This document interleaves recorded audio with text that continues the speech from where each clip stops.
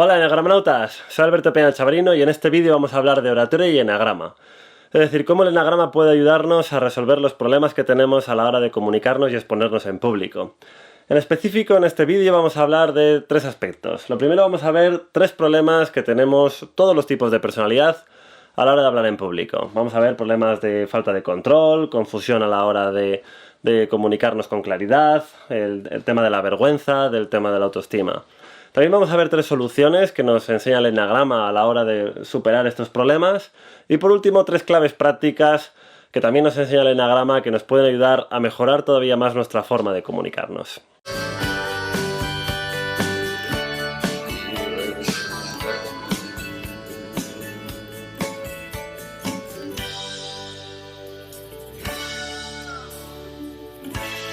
Pues sí, efectivamente, el enagrama también nos puede ayudar a aprender a hablar en público. Y dirás, bueno, ¿y por qué? Bien, el enagrama, como modelo de tipificación de la personalidad, nos enseña que cada uno de los 9 tipos de personalidad tenemos una forma de ver el mundo. Es decir, a mí me gusta siempre explicarlo con las gafas que tenemos a través de las cuales vemos la realidad, es decir, esos filtros perceptivos, esos filtros cognitivos. Por lo tanto, nuestra forma de percibir el mundo, estos filtros también va a influir en nuestra forma de comunicarnos, o sea, va a influir en nuestra forma de pensar, en nuestra forma de comunicarnos, en nuestra forma de sentir, porque al final lo cognitivo, lo emocional y lo conductual está íntimamente ligado. Todo esto ya la psicología cognitiva pues lo ha descubierto y la moderna neurociencia.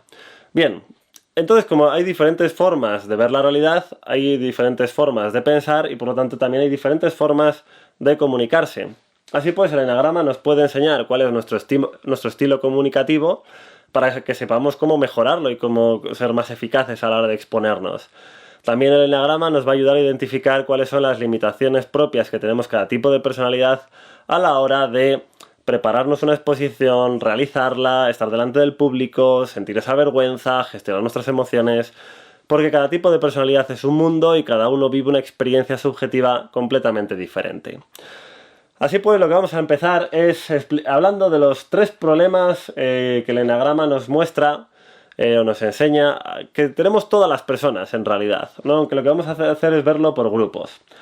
Como podéis ver, aquí lo he dividido en tres grupos, en lo que clásicamente se denominarían los tipos mentales, los 5, 6 y 7, los tipos viscerales, que serían los 8, 9 y 1, y los emocionales, 2, 3 y 4. A ver, los que ya habéis dado clase conmigo, o habéis hecho alguno de mis cursos online, o habéis visto otros vídeos de YouTube, sabéis que a mí esa clasificación de mental, emocional o visceral, viéndolo desde la perspectiva del enagrama, me parece que no es científica y que no es del todo correcta. Pero bueno, lo podemos utilizar de una forma metafórica, porque en realidad sí que hay cierto sentido en el que el 2, el 3 y el 4 filtran más a través de la emoción o piensan en lo que sienten, el 5, el 6 y el 7 piensan en lo que piensan y el 8, el 9 y el 1 piensan en lo que hacen o en sus intuiciones. Entonces, bueno, pues sí, metafóricamente diríamos que son estos los del corazón, los de la mente y el cuerpo. Aunque bueno, eso es para tratarlo científicamente de una forma más precisa. Pero venga, vamos a utilizarlo porque nos sirve. Vamos a ver, ¿qué problemas tienen los 8, 9 y 1 a la hora de hablar en público? Pues fundamentalmente que sienten falta de control. Y no hay cosa que más le reviente a un 8, un 9 y un 1 por dentro que sentir que no controlan un espacio, que no controlan sus emociones. Es decir, el 8, el 9 y el 1 tienen una especial atención al autocontrol interno y al control externo. Es decir, necesitan tener el control de su planeta, un poco como el principito que está metido en su planeta, ¿no? Que tiene que tenerlo todo bien gestionado. A ver, el 1 a través de ser perfecto, en el sentido de tener un control lógico de las cosas, una estructura, todo preciso, bien llevado, bien hilado. El 9 quiere tener la sensación de control, de estar en armonía, de estar en paz, de que, que está a gusto en el entorno en el que está. Así que os podéis imaginar que un 9 estará contento hablando en público si efectivamente se encuentra en armonía y en paz y que siente que fluye.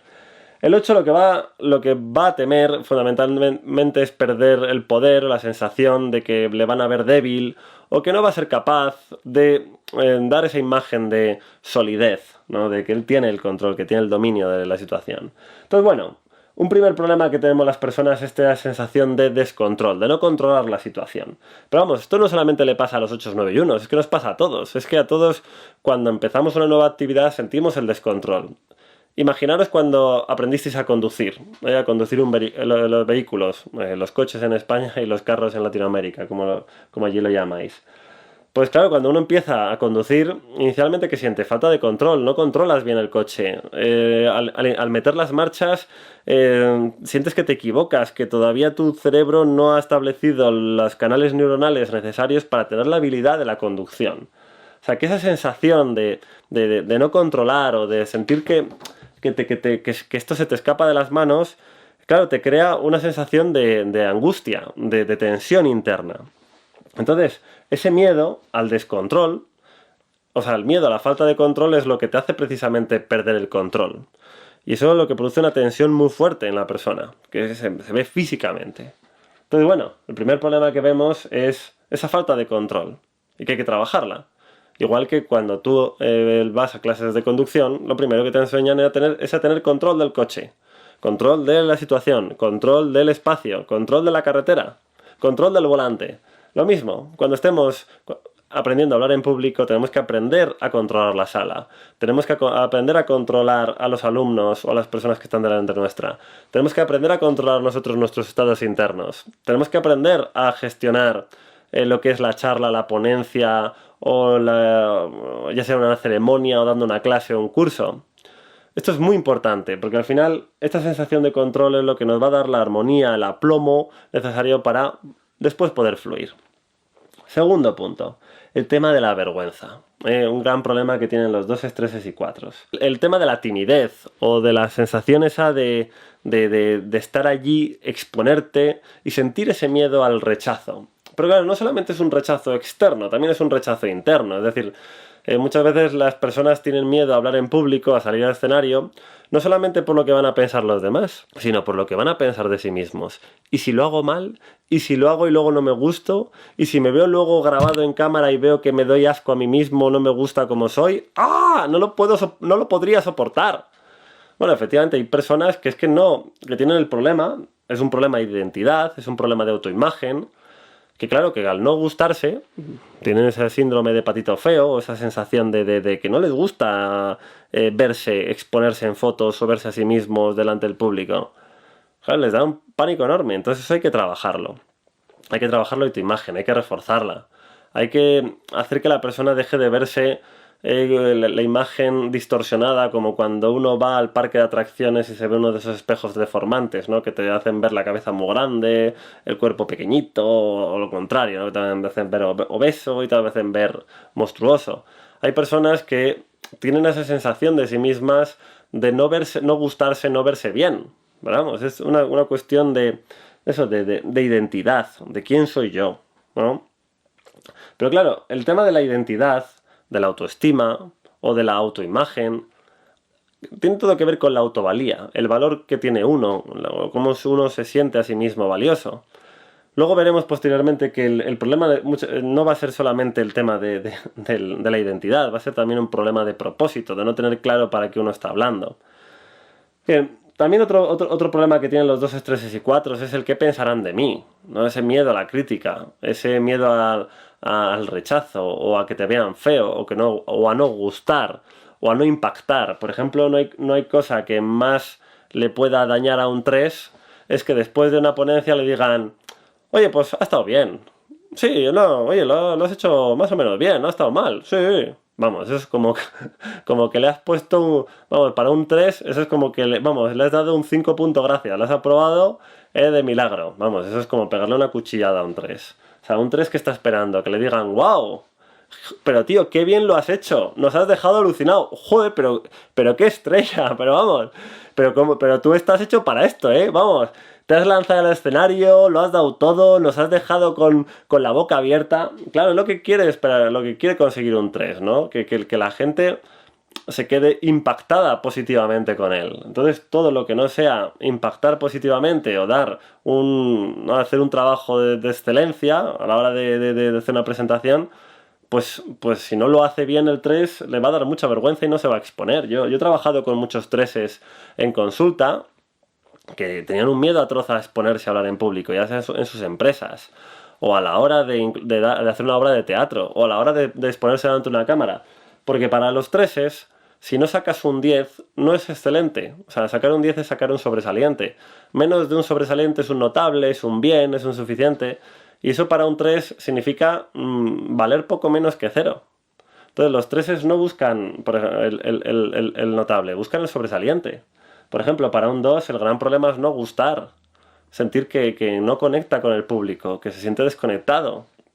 Que no se siente en esa sensación, ¿no? de cariño, de armonía o de... Bueno, solamente hace falta ver, por ejemplo, a Anne Igartuburu, ¿no? en la televisión española, que es claramente 2.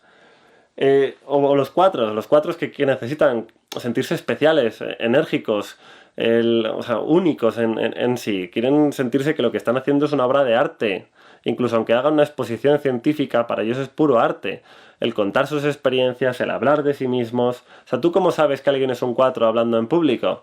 Porque es que casi todo habla de sí, habla de sus historias, se lo lleva a sí mismo, a contar su... ves mucha emocionalidad y mucha personalización, ¿no? Hay muchos 4 que lo que buscan hablando en público es realizarse, y sobre todo los 4 transmisores, porque los 4 conservación pues no les gusta tanto exponerse. Pero vamos, que los 4, por ejemplo, en la oratoria, el gran problema que van a tener es la sensación de no gustarse, sentirse patito feo, el sentirse que se van a ver y no se van a ver nada especial. Entonces, bueno, hay que trabajar eso con los 4, ¿no? Ayudarles otra vez a que vean una imagen clara y bonita de sí mismos. Cambiamos de área. Los 5, 6, 6 y 7. Los que le llaman los mentales. Aunque a mí me gusta llamar al 5, el 6 y el 7 el área de la orientación, porque el problema que tienen es eso, la confusión que tienen con sus objetivos de vida y con lo que van a hacer. El problema que tienen los 5, 6 y 7 es fundamentalmente a la hora de hablar en público, es que la confusión de ideas. No tienen muy claro lo que van a decir, cómo lo van a decir, cómo lo tienen que decir, qué va a pasar, qué va a ocurrir, y si me encuentro a alguien que me pregunta algo que yo no sé, y si yo no me lo llevo suficientemente preparado, pero claro, y alguien me va a preguntar algo que yo no sepa qué hago. A ver, los 5, 6 y 7 tienen que entender que tampoco tienen que saberlo todo para dar una charla. O sea, nadie te ha pedido tener un premio Nobel para hacer un vídeo de YouTube, o para dar una charla, o una ponencia, o dar una clase. De hecho, todos nosotros hemos tenido muchos profesores que ninguno era premio Nobel, ¿no? En el colegio y en clase, y aún así se han puesto a hablar en público.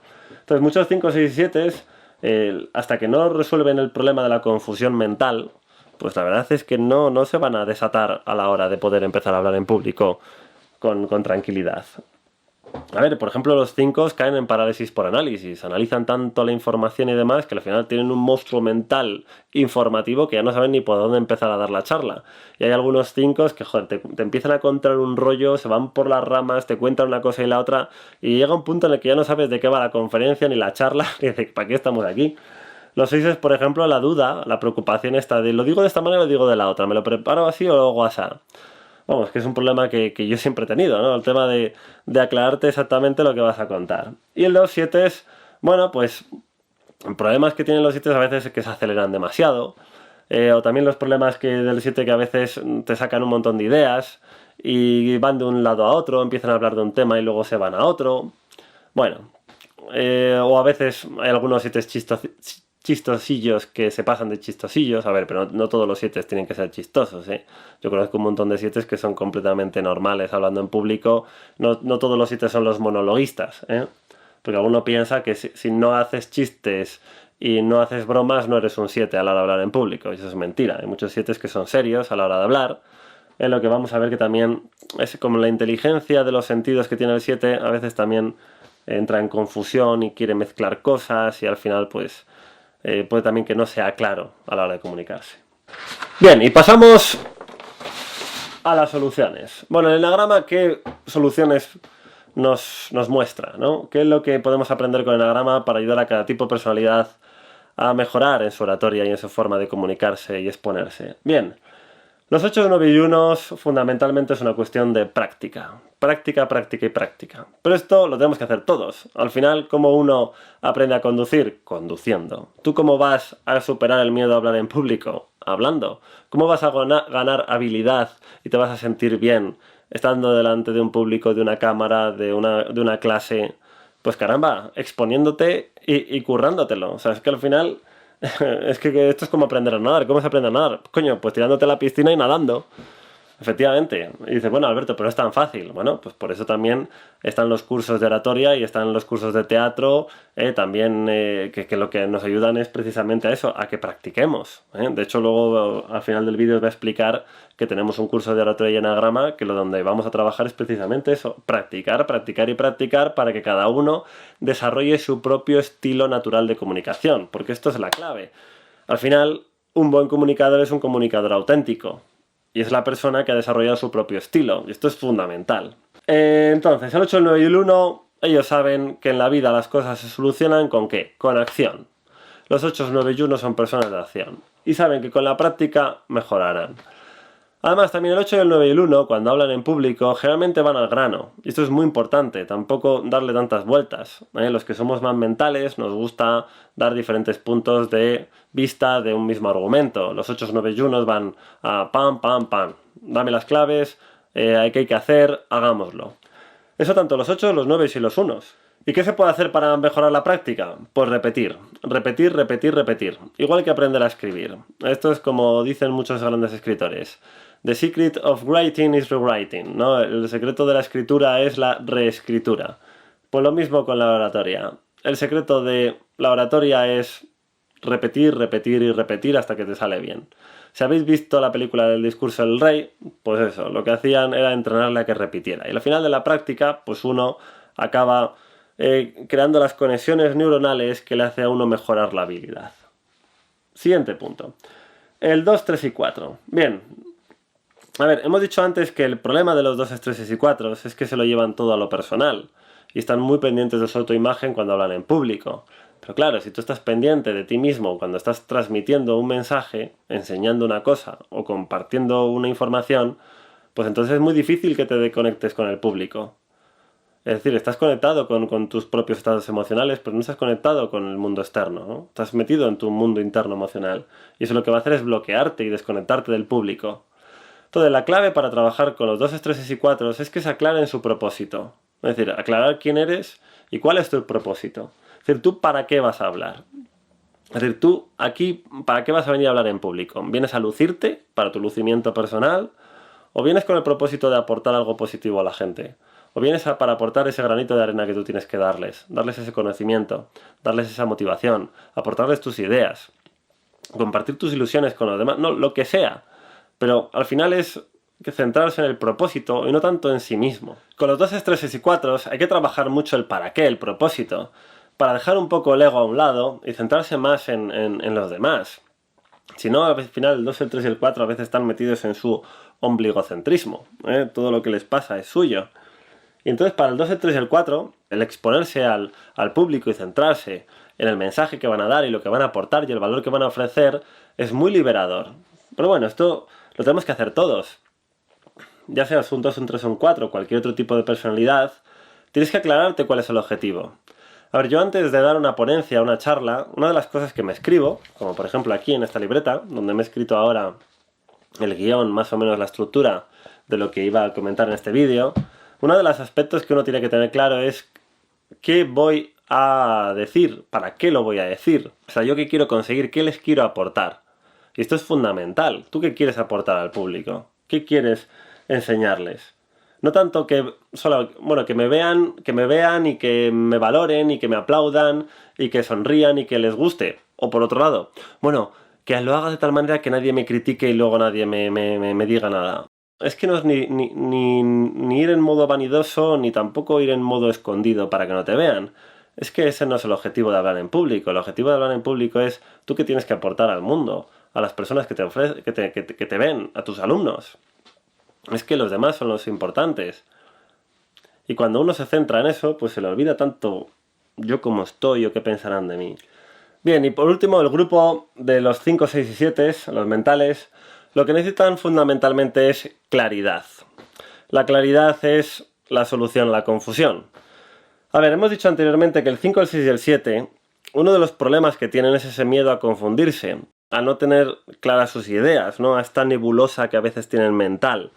Y claro, eso les hace que tengan miedo de no sentirse capaces de expresarse bien, de que si se van a comunicar, si la gente me va a entender, si a la gente le va a gustar lo que digo, le va a interesar, se va a aburrir. O sea, son muchos de los problemas que los 5 o 6 7 tienen en la cabeza, ¿no? Ese miedo a que voy a decir algo que a lo mejor la gente no quiera, o a lo mejor me confundo, o digo algo que no me entienden, o a lo mejor de repente se les llena la cabeza, no, porque la gente tiene que aprender esto, y además esto otro, y además esto otro, y les tengo que contar esto, y esto, y esto, y esto, y al final les haces un barullo mental tremendo, les das un montón de información, y la gente ya no sabe ni lo que hay que pensar, les estás dando tantas ideas que se están liando la cabeza.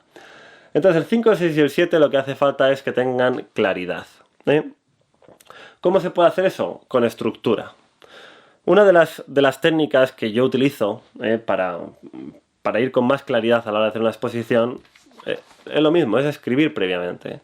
Te escribes cuáles son los conceptos que tú quieres explicar y además cuáles van a ser los ejemplos prácticos que vas a poner, cómo vas a hilar las ideas, de forma que el mensaje quede lo más sencillo, directo y claro. A ver, cada tipo de ponencia será diferente, no es lo mismo una ponencia informativa, como por ejemplo esta, que tiene un objetivo pedagógico, que a lo mejor una ponencia que es más motivacional, pero de cualquier manera lo que van a necesitar siempre los 5, 6 y 7 es aclararse las ideas, amueblarse la cabeza, ir con los puntos bien claros.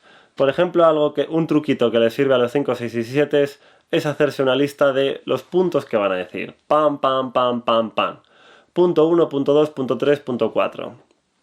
Por ejemplo, en el fallecimiento de un familiar, pues oye, si vas a decir unas bonitas palabras, pues por ejemplo cuenta 3 historias bonitas de ese familiar. Historia 1, historia 2, historia 3. Por ejemplo, yo cuando falleció tristemente mi abuela hace años, pues bueno, la admiración que yo tenía hacia mi abuela, pues dije, joder, le tengo que decir unas bonitas palabras en el funeral, porque una mujer que ha sido tan fuerte, tan honesta, tan buena madre, tan buena abuela, pues es que merece que le digamos unas bonitas palabras en su despedida. Yo lo que hice básicamente fue decir 3 cosas bonitas de mi abuela, 3 historias de mi abuela que yo creo que reflejaban quién fue. Eso es una forma de homenajear a una persona que se ha ido. O por ejemplo, cuando fue la boda de mi hermana, lo que hicimos el hermano de mi cuñado y yo fue prepararnos unas pequeñas palabras para dar nuestra bendición a los esposos. Y bueno, también lo que hicimos fue estructurarlo en puntos. Pero efectivamente al final hay que hacer una preparación, hay que practicarlo, hay que tener claro cuál es el propósito de lo que vas a decir, para qué, a quién va dirigido. Y por último, tener claro cuál va a ser el mensaje que vas a dar. Bien, y por último vamos a ver 3 claves prácticas que nos da el eneagrama a la hora de mejorar nuestra forma de exponernos y de hablar. Bien, aquí tenemos el centro de la energía, el centro de la emoción y el centro de la fuerza mental o del poder mental. Bueno, vamos a ver, esto es metafóricamente hablando, ¿eh? Bien, 8, 9 y 1, ¿qué nos enseñan? Pumba, estar sólidos, tener fuerza, empuje, aplomo. Esto me acuerdo cuando mi padre me decía, hijo, cuando vayas a dar la ponencia, entra con ganas, entra con fuerza, entra con energía, no entres así como de medias, entra ya desde el minuto 1 con ganas. Y efectivamente, esa es una de las claves que hace que los buenos ponentes tengan éxito y sean reconocidos. Porque es que entran con fuerza, es que no entran así con medias tintas o con vocecita baja, es que entran con energía. Incluso aunque la voz sea dulce y pausada, hay fuerza en la reverberación, hay energía en el físico. Se echan la espalda para atrás, hay un dominio del entorno en el que están, hay un control de la situación. Estoy aquí, vengo con fuerza. Una de las claves que explican en el Train the Trainer americano es que cuando entras en una sala, como formador, como ponente, tu nivel energético debe ser tan alto como la energía que tenga la persona con más energía de la sala. Es decir, si alguien viene cargado de energía, tú tienes que tener más todavía. Es decir, tienes que ser el rey león. O la reina leona. Tienes que estar ahí puesta para decir, aquí esto lo dirijo yo. Aquí vengo a dar, a contribuir. Y aquí me gano yo la autoridad. Bueno, en el curso de oratoria y eneagrama que hacemos explicamos muchas técnicas para coger energía, para coger fuerza, para ganar autoridad, porque efectivamente si tú no tienes autoridad, nadie te va a escuchar. Y la autoridad también hay que ganarla, y esa es otra de las cosas que es importante trabajar, la propia autoridad. Los 8, 9 y 1 muchas veces tienen esa fuerte autoridad gracias a su presencia, a su presencia energética y fuerte. También se pueden hacer muchos ejercicios antes de entrar en una sala para reforzar la fuerza física, que eso es importante. Entrar también físicamente esbelto, poderoso, fuerte. Otro punto, 2, 3 y 4. ¿Qué tienen los 2, 3 y 4 en positivo? Caramba, su enorme pasión, la enorme emoción que le ponen a las cosas, lo motivadores que son, o sea, los mejores motivadores, los mejores ponentes motivacionales son los 2, 3 y 4. A ver, por ejemplo, los que somos muy mentales, los 5, 6 y 7, a veces nos quedamos tanto en los conceptos, en la explicación conceptual de las cosas, que a veces dejamos la emoción para más tarde, y es importantísimo. De hecho, los grandes gurús, los que llenan salas y los que van toda la gente allí detrás de ellos como si fueran estrellas del rock, ¿por qué es? Pues porque emocionan a las personas, les cautivan. O sea, la gente que atrae masas son cautivadores, son apasionados, son emotivos. Y dirás, bueno, pero ¿la gente para qué va a un curso? Bueno, pues se supone que vas a aprender, ¿no? Pero eso son los 5, 6 y 7 los que queremos aprender. Los 2, 3 y 4 siempre buscan vivir una experiencia transformadora. Entonces, claro, si quieres ser un buen ponente, un buen profesor, no solamente te vas a tener que plantear el qué vas a explicar con lógica, es decir, los contenidos del curso, sino también el continente, es decir, cómo le vas a dar la motivación, la energía, cómo la gente se va a sentir transformada o se va a sentir emocionada. Pues bueno, así es el género humano. Los 2, 3 y 4 siempre tienen ese punto de cuando voy a un curso, cuando voy a una charla, cuando veo un vídeo, buscan emocionarse. Bueno, porque es la forma en que ellos tienen también de interpretar la realidad y entender las cosas, ¿no? A través de lo que tiene emoción. Emoción, energía en movimiento.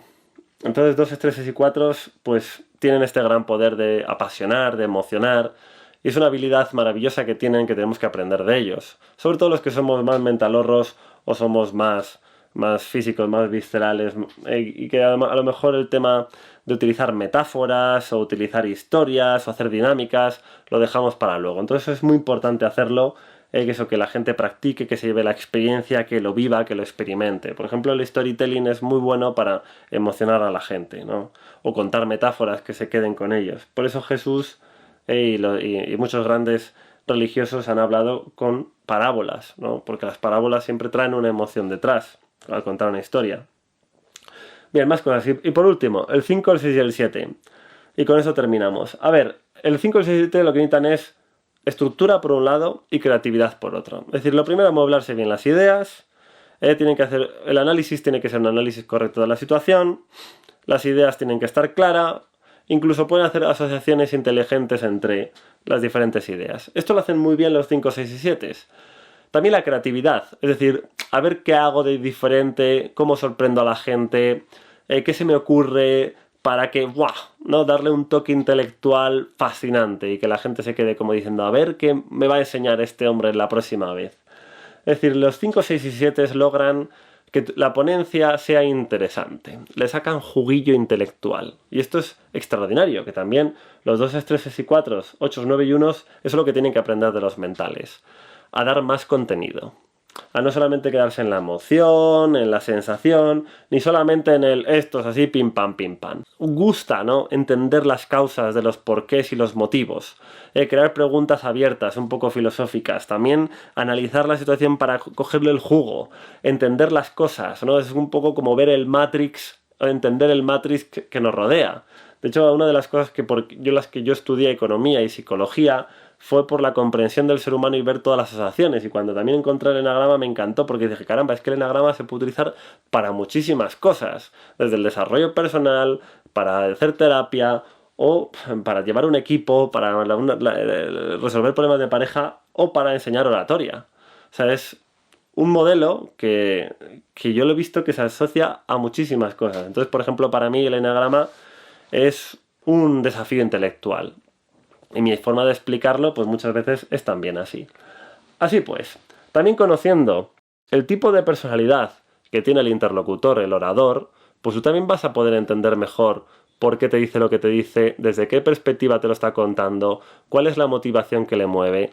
Y también puedes de esa forma hacer una crítica más constructiva. Es decir, no lo mismo que tengas un profesor o sigas a un ponente o a un gurú de YouTube, que sea un 2, un 3 o un 4, que va a ser emotivo, que te va a sacar la lagrimilla, que te va a hacer sentir, que te va a meter en un mundo emocional impresionante, a seguir a un influencer, que sea un 5, un 6, un 7, que va a ser mucho más analítico, informativo, estructurado, va a ir más a la profundidad intelectual, al conocimiento, o un 8, un 9 y 1, que lo que va a dar es argumentos de peso, va a dar moral, va a ir al grano, va a ir a la resolución práctica de los problemas, va a ir, no hagas esto, hay que hacerlo de otra manera. Es decir, el 8, el 9 y el 1 van a ser individuos muy prácticos. Estamos al pan pan y al vino vino. Mira, hay que hacer esto, deja de hacer lo otro. Entonces, podemos ver también, ¿no?, el estilo comunicativo de una persona por su forma de hablar y exponerse en público y por lo tanto ver cuál es su tipo de personalidad. Así pues, efectivamente, el enagrama es una herramienta extraordinaria para ayudarnos a ser mejores formadores y mejores ponentes. Dicho esto, comentarte brevemente que hacemos un curso de oratoria y enagrama próximamente en Madrid, en este año 2019, el 23 y 24 de noviembre. Tenemos un montón de ponentes extraordinarios, cada uno de un enatipo diferente, así que los que vengáis al curso tendréis que descubrir cuál es el enatipo de nuestros ponentes. Y lo que vamos a hacer en este curso es explicar cuáles son los diferentes tipos de personalidad en la comunicación, cómo desarrollar tu propio estilo comunicativo. También vas a conocer a otros tipos de personalidad que son como tú. Entonces vamos a hacer muchas dinámicas en grupo, va a ser muy divertido, porque vas a conocer a personas que tienen tu mismo estilo y lo vas a ver, ¿no? Cómo las cosas positivas las tenéis en común, las limitaciones también, y va a ser un aprendizaje muy muy bueno. A ver, yo creo que el conocer el enagrama desde la comunicación, desde la oratoria, es una forma muy creativa también de entender, ¿no?, el sistema, porque vas a ver cómo la gente se expresa, cómo cuenta su mundo. Pero mira, durante el curso lo que vamos a hacer es, vamos a hacer técnicas de storytelling, de contar metáforas, de monólogos. Lo vamos a hacer todo en pequeños grupos, así que no te preocupes, no es que te vas a exponer delante de un gran público, inicialmente al menos. Es decir, vamos a hacer muchas dinámicas que además va a estar con gente de tu propio tipo de personalidad. Entonces te va a ayudar a entender mejor tu estilo, te va a ayudar a contrastar lo bueno que hacen los de tu tipo y lo que no. Eso es fascinante verte, ¿no?, reflejado en otras personas. Y también vamos luego a mezclarnos por grupos de nuestras flechas. Entonces también vas a ver lo que tienes que adquirir de las flechas, de tus flechas, ¿no?, de otros enatipos. También vamos a ver técnicas, ¿no?, que utilizan cada uno de los 9 tipos de personalidad. Por ejemplo, los 2 tienen unas grandes técnicas de conexión emocional. Son buenísimos conectando con la gente. Los 3 tienen la inteligencia motivacional. Es impresionante cómo motivan. Los 4 tienen esa inteligencia de los estados de ánimo, ¿no?, de lograr generar sus propios estados y cómo transmitirlos y cómo influir en las personas a través de la emoción. Entonces, por ejemplo, esas técnicas o inteligencias que tienen los 2, 3 y 4, lo que hemos hecho en este curso es identificarlas, sistematizarlas y empaquetizarlas en forma de técnicas que podemos aprender todos. Los 5, 6 y 7, por ejemplo, los 5 tienen la inteligencia analítica, cómo analizan la información y cómo tienen esos puntos de perspicacia que te dejan alucinados con su inteligencia. Los 6 veremos, tienen esa capacidad de asociar ideas, ¿no?, asociar una con otra, mezclar, y bueno, también te dan unos puntos muy buenos y te aclaran las ideas cuando previamente los 6 están aclarados.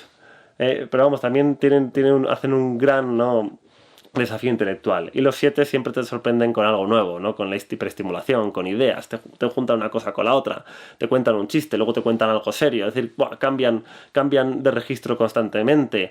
Además siempre te sacan un montón de ideas, te hacen ver diferentes perspectivas pam, pam, pam, pam, pam, pam, de una misma situación. Eso lo hacen de maravilla los 7. Y también eso vamos a aprenderlo en el curso.